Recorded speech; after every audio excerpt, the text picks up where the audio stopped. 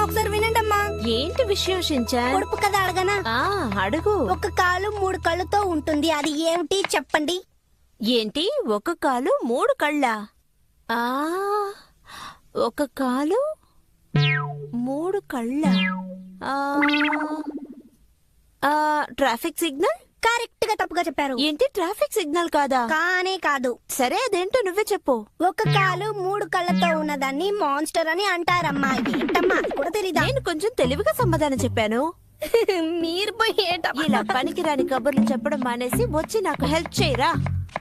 సాయం అడుగుతున్నారు, సాయాన్ని ఎలా అడగాలో మీకు తెలీదా అమ్మా? దానికంటూ పద్ధతి ఉంది కదా.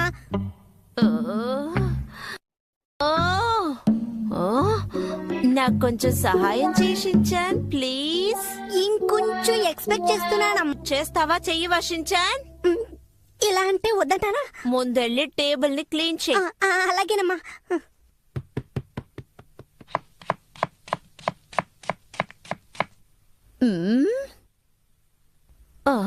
వీడిలాగే చేస్తాడని ఊహించాను.